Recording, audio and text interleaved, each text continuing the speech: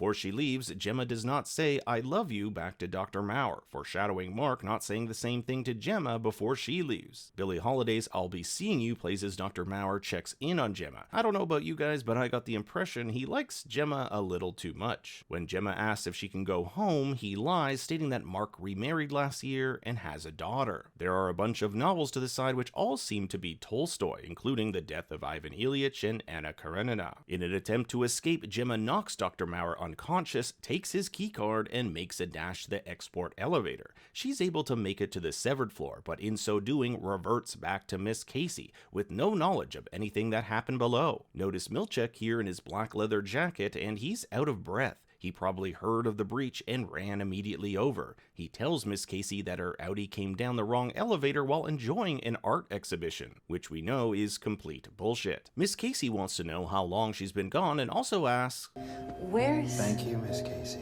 We don't know who she's referring to, but it's likely Mark, as Mark was one of the last people she saw before being sent away, and he said he would talk to someone about her being fired as the wellness director. Even when... Hey, let me talk to somebody. There's also this underlying, dare I say, romantic tension where Miss Casey says the best part of her 107 hours of life was being on the severed floor with Mark and the innies. It's important to note that this is probably not the first time Gemma has attempted to escape. As Drummond notes, she once broke Dr. Maurer's fingers.